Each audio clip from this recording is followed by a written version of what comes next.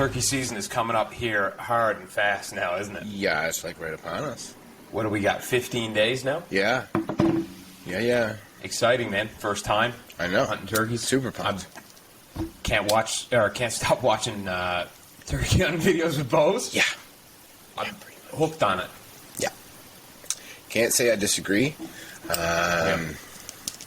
Pretty jacked. Oh, super excited to try something different. Tweaking arrows. I'm fine-tuning. I'm like, my brain's just going ridiculous.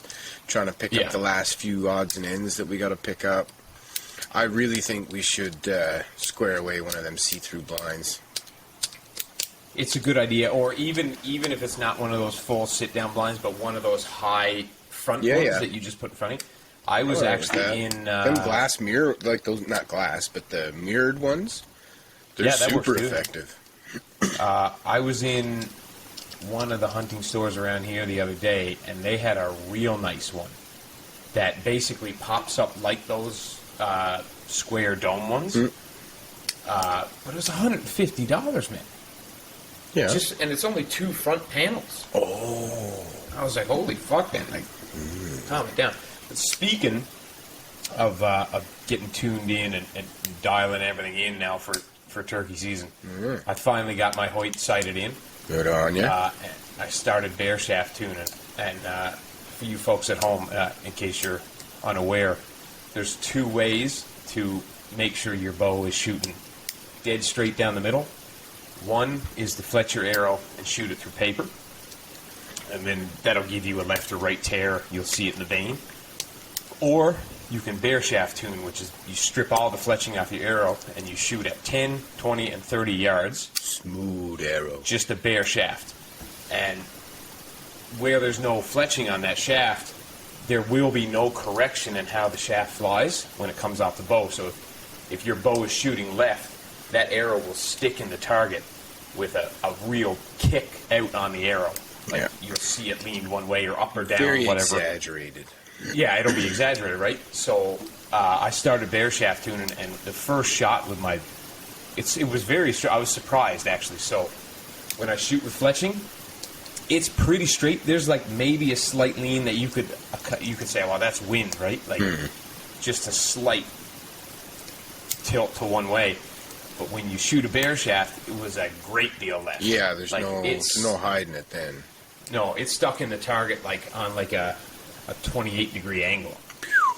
So now I've got to bump my rest a little bit left. Yeah. And that should bring everything back straight in line and go from there. But yeah, just in case anybody's wondering on how to tune the flight of your arrow, you don't have to shoot through paper. You can bear shaft tune it. I think I prefer bear shaft tune it. You can do you can do bear shaft through paper too. Yeah, you can for sure. Yeah. If you have very limited distance in which you can shoot, like if you only have your garage at home, right? You can still paper tune that way, just so that way you're gonna see the exaggeration even in that short span of distance. That's a good point, actually. Yeah. You're right. Yeah. If you don't have access to a place like we do, where we have, I mean, we could shoot out to 80 yards. Yeah. If we wanted to. So yeah, I could too, but I don't think they'd be too happy because I'd be pretty much on the sidewalk. You'd be out in the street somewhere? Pretty much on the sidewalk. Yeah. Yeah. So super important to, now that I've done it, it hasn't been something I've done a lot in the past because things tend to shoot pretty straight. And I'm baffled at how much fletching makes a difference. Oh. The correction that those fletches make on that arrow, unreal. Yeah. It's crazy. So, definitely bear shaft tune or paper tune or both. Yeah, I mean, do it all if you can. Yeah, if you have the ability, do it all. By all means. It's only going to get you that much closer. For sure. Yeah. And I had a thought. Yep. So, for one, tell the folks what you're going to use for your broadheads for turkey. So, what I'm going to be shooting will be, I have one right here actually. I'm going to be shooting the Rage Turkey broadheads, they're called. And they're a mechanical broadhead with 2 blades. I think they're an inch and a half each, something like that. with the collar. They come with the collars, which is real nice. And then this front, the tip of the actual blade. Better be careful. Yeah, you're gonna die. If you can see right there, when we put it in the video version of this, it'll be a lot better for you folks. Yeah. But if you can see right there, there's the tip, and then instead of it being like a normal broadhead, like you would see just the triangle blades, it actually cuts off, and there's hooks with blades, so it actually enters the bird and pulls things through with it. So, and what you want with a turkey is you don't want pass-throughs like you want with big game. No, you want it to stay in the animal. Yeah. So that'll stop the pass-through, or hopefully prevent the pass-through. Yeah. So I'm pretty sure. I haven't specifically decided on what model yet, but I'm gonna do a fixed. You're gonna run a fixed broadhead? Just to be the complete opposite of what you're doing. For sure. Yeah. I want to see both ends of the spectrum. I want to see how they behave in the field. I want to see how they behave in the animal. Yeah. And whatever's more effective, that's what I'll go with. And so just for some consumer advice for you guys at home, we really, really, really considered at the beginning of this, probably a couple months ago, that we were both going to shoot the decapitator broadheads. Yeah, those great big giant ninja stars that you put on 2.5 the end inch of an arrow. executioner blades that you basically shoot at just under the turkey's head, and it just cuts it off clean. Yeah. But after a lot of digging and research and watching 100 YouTube videos, it was a few. They're quite difficult to get to work correctly. Yeah. Yeah. If you shoot over 55 pounds, apparently they're very hard to get to fly straight. Well, there's a lot of odd curvature on those. Yeah. And because of the way the bevels are on those cutting edges, I mean, I could see the slack, and because it's so much surface area at that. Yeah. Because they're so thin, those are going to flex. Right? So, I mean, for sure. A good, 15-kilometer-an-hour gust pops up, and that's like nothing. That's a stiff fart. I mean, that's gonna bend those blades when it's traveling at 300 feet per second. Yeah. So, and if you take into account like what we just talked about, like how much of a difference your fletches make on your arrow to correct its flight. Now you're putting 2.5-inch blades, 3 of them, on the front of your arrow, which essentially are going to act like 2.5-inch fletching on the front of your arrow, which is going to dramatically change how your arrow flies. Yeah. So basically, you would have to, like, let's say if you're a guy like us who only have 1 or 2 bows, and a lot of people only have 1 bow. Yeah. That means for turkey season, you have to retune your bow, re-sight it in, get your turkey, get your birds, then retune it for deer season. Yeah. Retune it for moose season, everything whatever. Else. If you shoot a heavier arrow, I mean, I shoot the same arrow for moose and deer. I just shoot a 525 grain arrow all together. It's nice and heavy. It's good enough. Yeah, works. Sloucho. Yeah. If you look at the Bomar video, he had to put 6 fletches on the back of that arrow to get it to fly straight and crank his bow down to 55 pounds. Yeah. 6 fletch look weird, too. Oh, super strange. And he had to go from a normal 300 or 340 spine arrow to a 250 spine arrow, which is super stiff. Yeah. So now all of a sudden, now you're buying arrows again. And not cheap ones. And a 200, yeah, exactly. Right? Like when you're getting the 250 spine, there's probably only a handful of companies that make those arrows. Because like if you were to shoot that with a normal broadhead, you'd be shooting a 90-pound bow. Yeah. Yeah. You don't need an arrow that's no. for 70 pounds or under. No, nowhere near. God, no. Like I shoot a 340, you shoot a 340 as well? 340, yeah. I got some match grade ones there that are 300s, but that's only because the Defiant is shooting higher than 70. Like it's at like 76, 77. So I'm only a couple pounds off. you're right on that margin where you can get away with a 300 spine or a 340 spine. Yeah. Right? Whereas my bow is shooting at about 71 pounds, so 340 is like the sweet spot for that. That's perfect. Right? It's for sure. Yeah. So anyway, that's why we deviated from the. I don't know what they're actually called. I know. I can't remember either. Executioner broadheads. I can't remember either. I've only seen the actual packaging a few times, but because they're so dramatic looking, you can't forget, right? Like, yeah. I mean, they do look cool, but they look awesome. I was also told that outside of 25 yards, they are not accurate no matter what you do. Yeah. I mean, again, right? There's so much, and especially if you put any form of helical in your veins, as soon as that baby starts spinning, forget it. Yeah, because I think actually that's a good They point. probably fight each other. You know what I mean?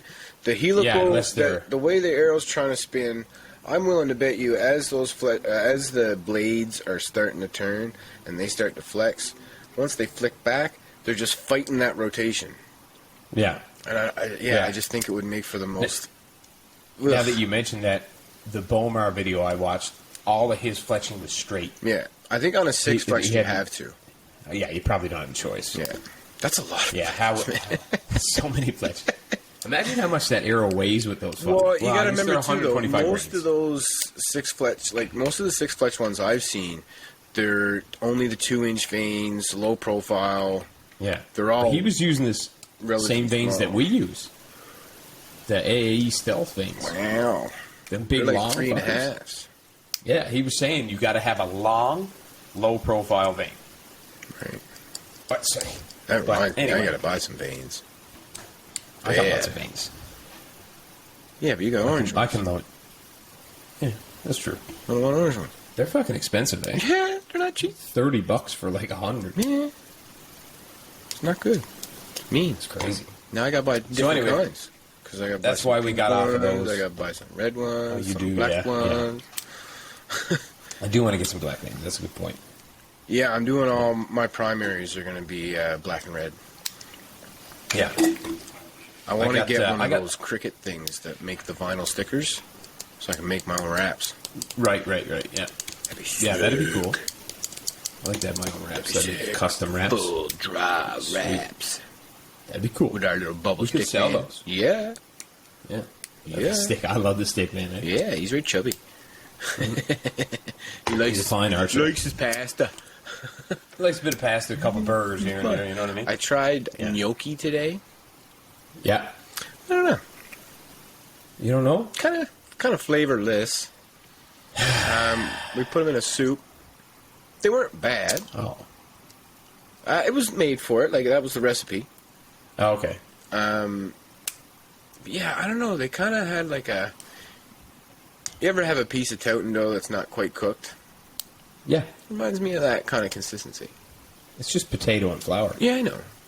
For everybody who's not from Newfoundland that's listening, a touten is kind of like a pancake, but it's made out of a kind of bread dough.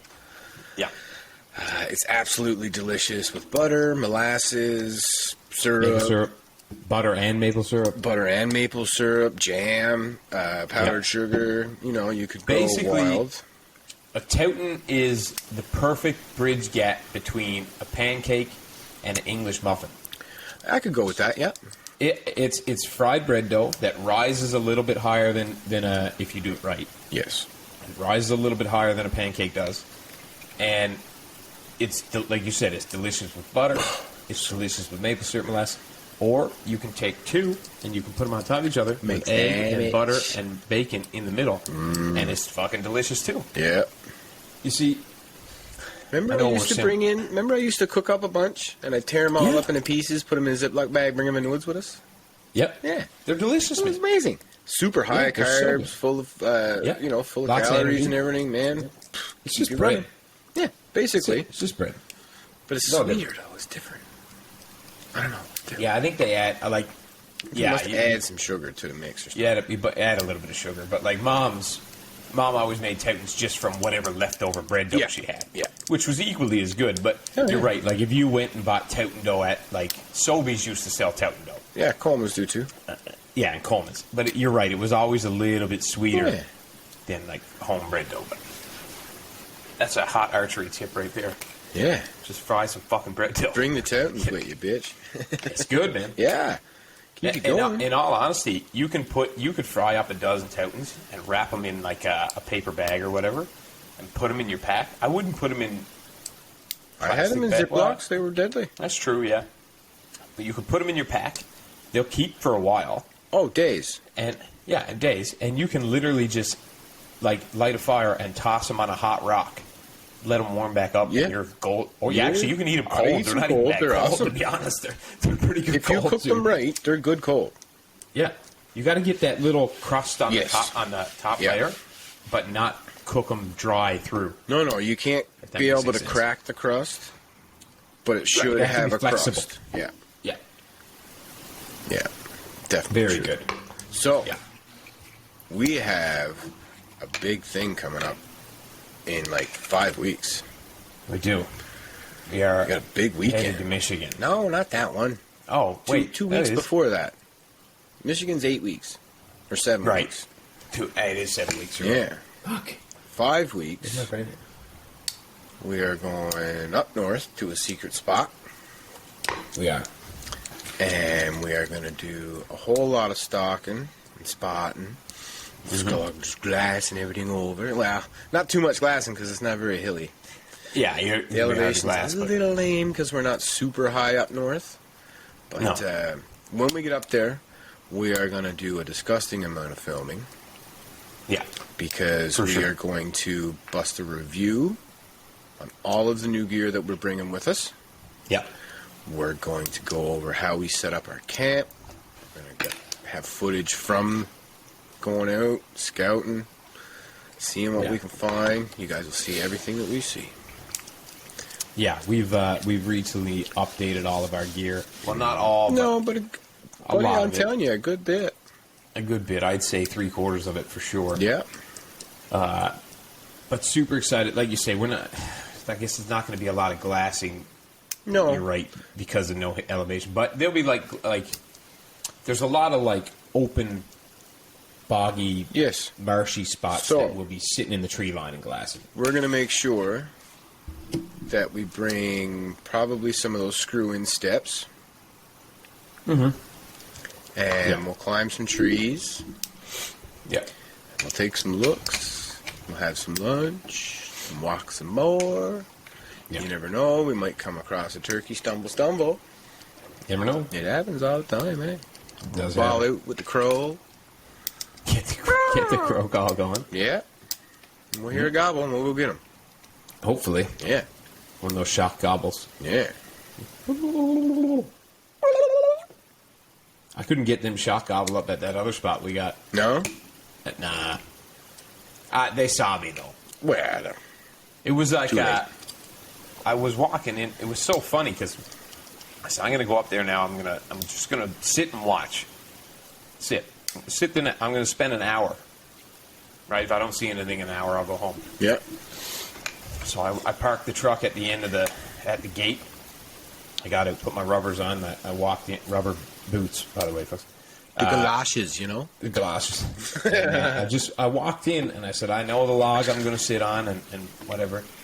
I never even got at the tree line, and 7 of them stood right there. I'm looking at them, they're looking at me, and I went, busted. Yeah. Oh, yeah. Busted hard. I was a I couple said- towns over, man. Just driving down the street. Looks over. Scatter turkey. Half dozen at least. Just stood up there, stretching their wings and just strutting around like, fuck everybody, Yeah. you can't hunt me for a couple more weeks. A couple weeks yet. It's what's funny though is I was talking to somebody about turkey hunting the other day, and it was somebody who doesn't hunt at all. Yeah. And they were saying, well, I mean, it's so different. It's so hard to tell the males from the females. Well, not really. Like Maybe with some of the they have younger a ones. beard but- or right there. You know what I mean? And no, sorry, that's a lot. They were saying the opposite. They were saying how easy it is to tell the males from the females because they were so The unfortunate thing is anybody who doesn't hunt or understand anything about turkeys is they think all the male turkeys are giantly fluffy. Are those puffed up with the fan out? They don't do that. Like, that's not how they look. No. They look normal. Yeah, they do look that like a when bird. they're strutting, right? When they're strutting for females, they puff everything up. Yeah, look how big They I don't am. walk around like that all the time. Can you imagine being flexed? Could you imagine going hard all Flex day all the long? time.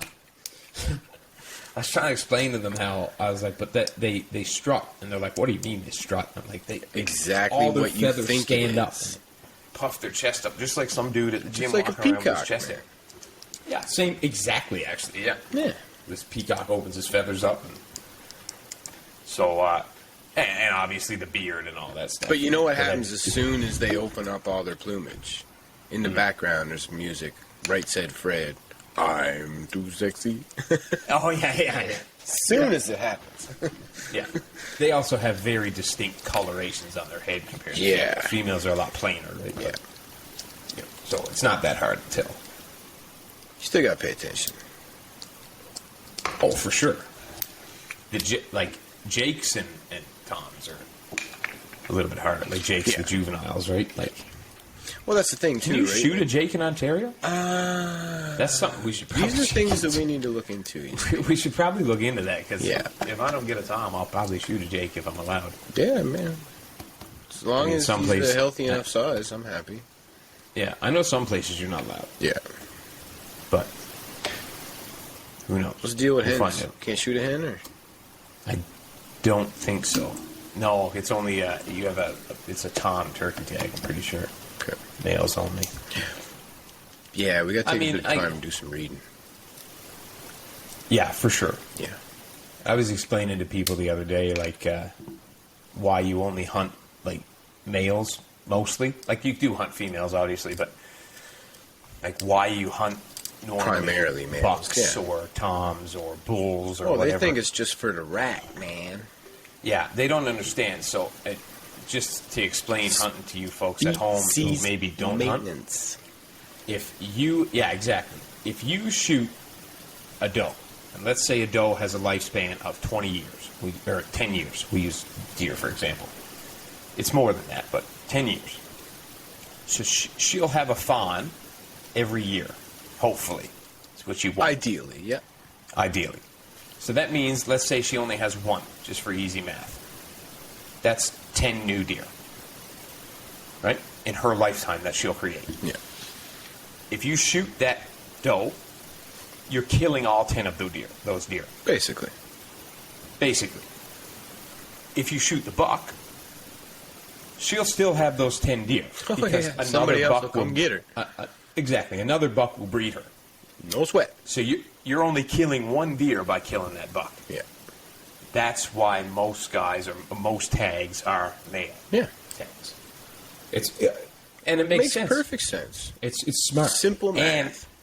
And normally, guys want the guy with the bigger rack or the longer beard or whatever animal you're hunting. And normally, to have a bigger rack, not all the time, depends on how much they eat and etc. Yeah. Normally, the bigger the rack, the older the animal. Yep. And you actually don't want the older animal breeding. You want you want the new middle-aged guys, Yeah, right? to come The up. strong genes to pass on. So that's why you try to kill the bigger buck. Yeah. Normally. Yeah. It is species maintenance, man. For sure. And you have to have it. Yeah. I know people think that... Especially with a species like deer. Oh, yeah. Deer are invasive as hell. They'll strip foliage bare.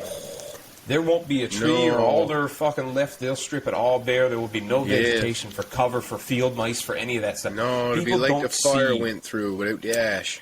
Yeah, people don't see the effects of leaving one animal to overrun something, right? Yeah. Like they only see that one thing that's in front of them. Like, oh my God, you killed the deer, you killed Bambi. Yeah, yeah. Always Because of Bambi, Disney. Like, Well, because we've done this thing in Hollywood and with movies where we've gave animals a charisma, like a character, right? Like Baloo, the bear. Yeah.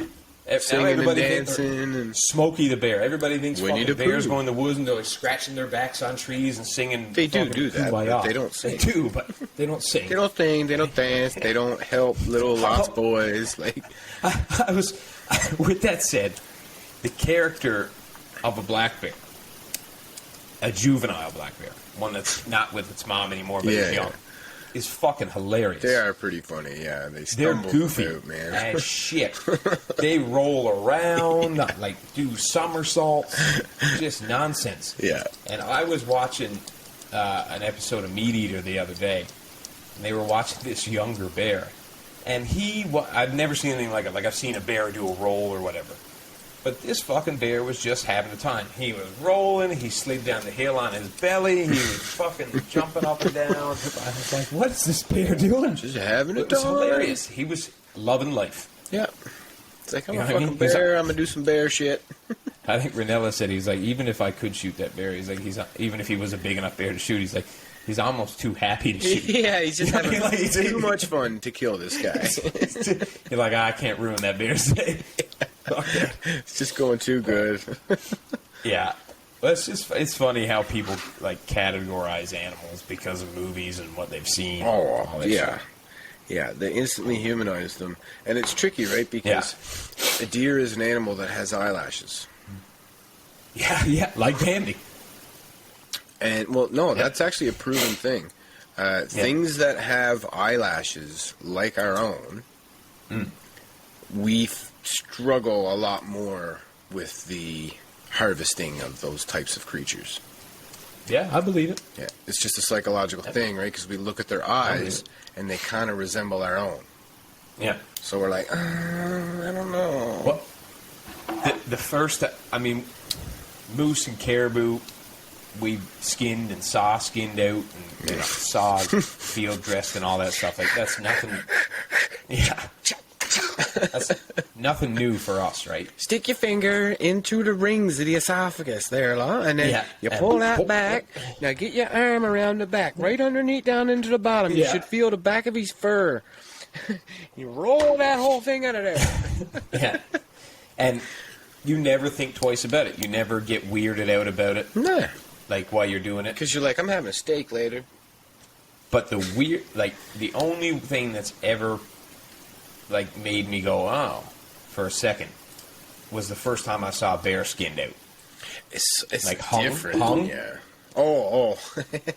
Like, they had it actually, I they surrender. brought it back, the garage with the fur on it. Yeah. And when they hung it and skinned it out, it looked like a fucking person. Yeah. Yeah. And I went, holy fuck, that looks a lot like a man. Yeah. Just bigger, but... Well, yeah, but still. It was the only time I ever had a thought where I was like, that's weird. You know what I mean? Hey, rabbits don't bother me. Nah. And bears don't bother me either, don't get me wrong. It's just, it was the only one that I've ever had, like, a second look at. Yeah. Like, oh, Yeah. maybe that's... It's also the positioning that he was in as well, right? Yeah, if it was laid down, Different. like when you dress a moose, Yeah. you take one side off, and once you cut off a shoulder or a front quarter or it's back no quarter, longer then now it looks like nothing anymore. anymore. Yeah. Yeah, it just doesn't look meat. like anything anymore. It's just meat. Yeah. So it's I like your cup there, brother. Plaid. not bad, right? Like that. You need a Tesla. But get a Tesla Plaid. Yeah, but then I got to drive around in a Tesla car. Yeah, but you'll be faster than everybody else. That's true, but where am I going to put a deer? Tie it on top. I bet you there's rich hillbillies that does that. Guaranteed. Probably. I get one of those cyber trucks. Ooh, that'd be all right. I just want the quad that comes in the back. That is a pretty cool car. Does he sell the quads? Yeah, you can buy the quad with the truck. Oh, can you buy the quad? Oh, Yeah. okay. That's actually pretty cool. Fucking right. Yeah. You should get one. Yeah. Can you imagine driving around that? I would do an electric vehicle if they had better range. Well, I don't trust them because I know we're off topic about archery, but it's all about hunting. Really. It is, yeah. The problem with those electric trucks, to me, is they say, well, we got a 600-mile range or a 600-kilometer range or whatever. And I go, yeah, you say that, Yeah. But I bet you're just like the normal, like the fuel truck company or the gas truck companies that say, well, we get 12 liters per 100 kilometers. Like, yeah, you do on the salt flats. Do an 80 with no wind. Do an 80, not uphill. On with all the grills taped shut, so Yeah. you're aerodynamic. Yeah. Because fucking my truck doesn't get the mileage it said it did. Not even close. No. The only reason that our trucks get the mileage that they do get is because the gas tank is the size of a fucking household oil tank. Yeah, I got a 137 liter tank. Yeah. So do you. It's huge. Yeah. Costs like $250 to fill it up now. What? For you, because Heartbreaking. you got that stupid... You got to take to the Supreme. 91. I take EcoBoost. regular. What's regular? 87? Yeah. Yeah, I do 89. Yeah, it's 87, In the 89, middle. 91. Yeah. Then you can get 93 some places. Rare, though. Yeah. I want to try like 110. Blow the motor. Blow the motor right out of it. Right. Every seal, every gasket. So what are you going to run for turkey thongs? Well, one of them's a Strut, the brand. Oh, the strut brand? Yeah. Cabela's, right? Yeah. Both of the ones that I have are box calls. Or no, not box calls. Pot calls. Pot calls, yeah. I find actually that I switched the strikers for each of them. Okay. I find the striker that came with the Strut one works better on the older pot, and vice versa. Right. This just seems to sound more accurate. Better. Yeah, it just sounds better to me. I find the carbon fiber shaft that came on the striker with the Strut, I find it makes way too high pitched. Like on a the squeal. Strut pot. Yeah, like it's a squeal, like almost like a danger, like a rabbit when it snares. You know what I mean? Like, yeah. like, no. Yeah. But when I swap them over, I find they work a lot nicer. Yeah. The carbon one on the old pot really gives a nice rasp, so I like that a lot. Nice. But yeah, I can't do the mouth calls like you, man. Yeah. That diaphragm shit. Oh man, Yeah. ain't no turkeys coming if there's vomit everywhere. See, I love the diaphragm call. But that's perfect. You can work They're that. good. I'll work Yeah. the pot. And Got it. I'm also, I'm running, I have all three calls. I have a box call, I have a bunch of diaphragm calls because they're cheap, and you get them for like $10. Yeah. And I also have a pot call that I picked up from Cabela's the other day, but it has a plate on top. I thought this was a great idea. It is. It has a plate on top with 3 different types of calls. There's a yelp, a purr, and a cluck. Yeah. And they're all made in the shape that you move the stick in to help you learn how to do that specific call. And I went, man, what a great fucking idea that is, because being an inexperienced turkey hunter, it's all right to sit down and watch videos and stuff, but when you're out in the field, you're super excited. You tend to forget some stuff. Real quick. Right? You get a little bit wound into it. And so now that I have that plate on top, I can just go, okay, I want to do a cluck now, so I just... And that's it.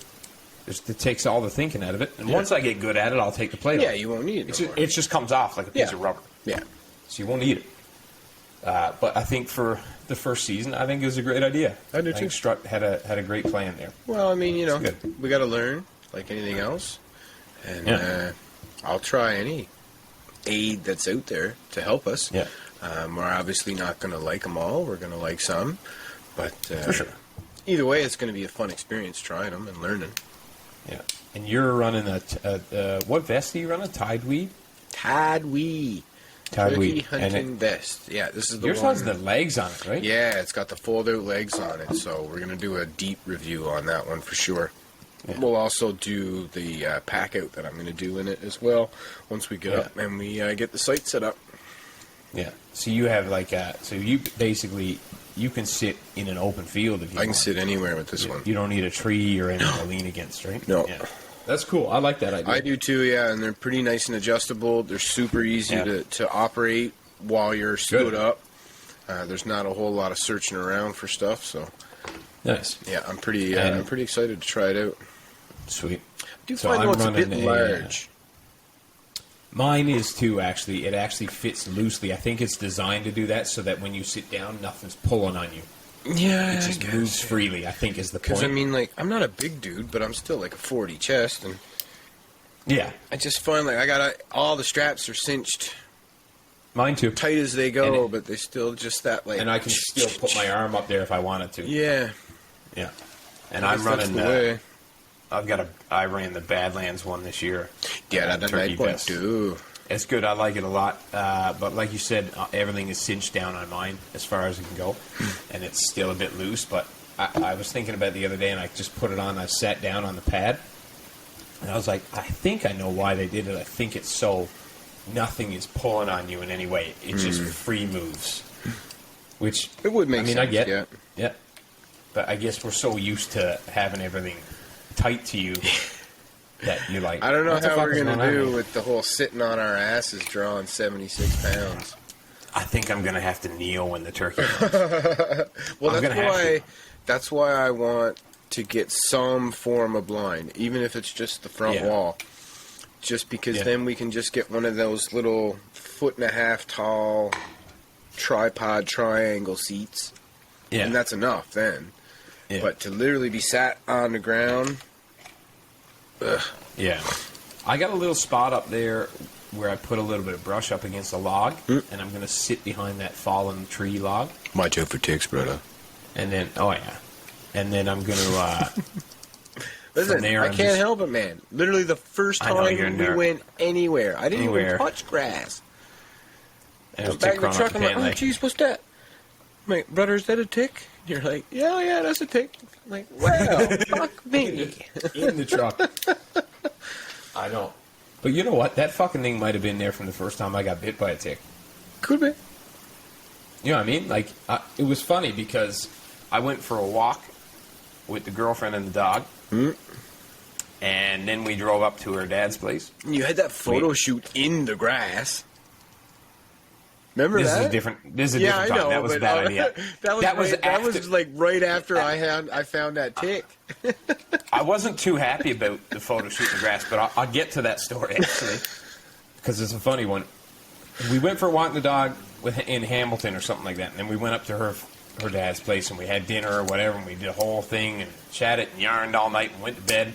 I got up the next morning, put my shirt back on, blah blah blah. And went downstairs for breakfast, and then something pinched me in the back. Now, you're not supposed to feel a tick bite yet, but I felt something. And when I reached back, there's this hard spot underneath my shirt. So I reached up, and I panicked a little bit, right? Yeah. I didn't say anything to anybody, but I was like, there's something in my fucking shirt. So I reached up, and I grabbed whatever this fucking thing is, and I just pull it off me. And I look at it in my hand, and I throw it on the floor. And I'm like, fuck! And I run to the bathroom, and I look, because... in Newfoundland, we don't have ticks, so no, there's you panic a little bit when you get bit by a bug that you don't know. Yeah. And I didn't know it was a tick at first. And then I went back out, and it was still on the floor, and I picked it up, and I was like, is that a fucking tick? And then I flushed it down the toilet like a dummy instead of putting it in a Ziploc bag like you're supposed to send it off to see if it had Lyme disease. Yeah. Anyway, turns out I didn't have Lyme disease. I did take the medication just in case. Sure. But it was a dog tick, not a deer tick, so dog ticks normally don't carry Lyme disease. They commonly carry Rocky Mountain fever more often.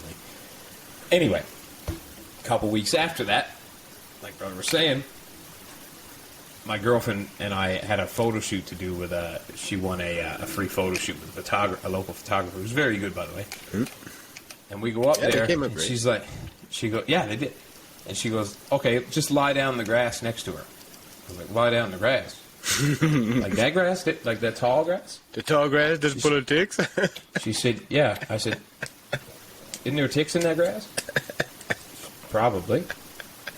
I said, what? Mate, I don't know if you know, but... that's not good for you. I'm from Newfoundland. I got bit by a tick the other day, so I'm a little bit off-put by ticks. Yeah. Now, it's all right for you mainlanders. You've been living with them for all your lives, but you see... us newbie boys, we haven't been. We don't even know what it is most times. We don't even know what the fuck it is half the time. It'd be like if I brought you back to the Rock and then I just shoved you out in the harbor and let all kinds of weird shit crawl all over you. Well, remember them June bug? the June bug eaters? The one, like that giant bug that eats the June bugs? Beetles? Yeah.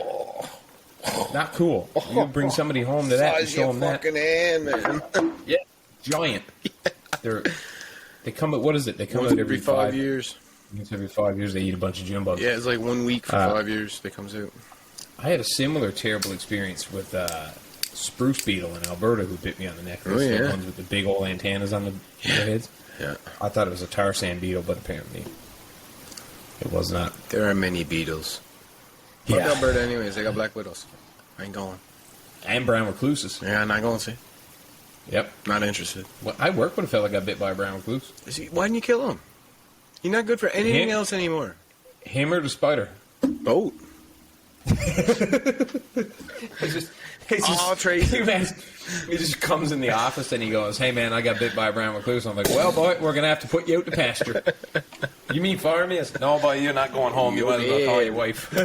We got a burn in here. We have fucking rattlesnakes up there too. Yeah, see, it's like it's our Australia. Right? Everybody's meant to kill you. Big old grizzly bears. I'd like to take down a big old grizzly bear. We're gonna need to get. You know what's weird? Need to get 80-pound limbs for that. Yeah. Bear? Yes, loads of people use bear. No, but grizzly bear. I've actually never heard of anybody. I've only heard of trophy hunting grizzly bear. I've never actually heard anybody talk about. I'd probably just donate the meat to like a dog kennel or something. I mean, I'd want to eat it though. I'd give it a go. If it's what people do with it, I don't know. Yeah, I'd give it a go. It tastes like dog shit. Could. All bears can though, because they'll eat whatever they fucking find. That's what I was about to bring up. That's the problem. Like, if you get a big old fat black bear, if he's been eating blueberries, he's good. He's going to be delicious. But if you get one of them old dump bears, just been eating, baby diapers and shit. Oh, Lord, breaking that beautiful Wolf WX1 release that I got from Rise Archery online. Fuck, man. Don't be breaking that. Where'd it go? But, or see, if you get that was the smoothest plug transition you've ever seen in your goddamn life. Pretty slick, actually. I didn't even fuck up the name. A black bear that's been eating a lot of fish, they tend to taste a bit fishy. Yeah. Oh, 100%. Right? Because they store so much fat, right? Yeah. And now you got to be worried about trichinosis. Yeah. So you got to cook, I think it's 160 degrees. We as hunters have to be careful about everything. For sure. Everything. And don't eat brains. No, there's no need. It never ends up well. No. You get prions, and then you get like some weird version of mad cow disease. Or the only thing you eat off the head is the cheek. Yeah. Heart and liver I'll eat, though. Well, I'll give them goes. Yeah. I'm not a kidney guy, though. I'm not a big... No, that's just a giant filter for your pee. I know the liver is, too, but not the same way. No. I don't like liver either, though. I never did. See, I like liver. But see, the difference between liver and a kidney is nothing gets stored in the liver. It just passes through. Yeah. Kidneys store shit. I don't know why people eat kidneys, actually. Now that I think about it. I'm not kind of weird, isn't it? You ever try Rocky Mountain oysters? I would. I tried them. I'd give them a try. They're like a strange combination of... they seem kind of like a pork texture. It's... like a, what was it? Like kind of like bacon and like seafood. I don't know. Like I don't know how to explain it. It had like the texture of a scallop with the flavor of bacon. Okay, that's what happens eating testicles. Animal testicles, by the way. you're like, I don't know about this anymore now.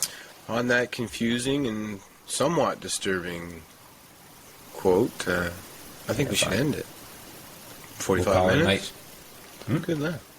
Thanks for joining us, folks. Stay tuned, folks. We're going to have tons and tons of content coming at you soon. Full draws about to blow up, son. Yeah, for sure.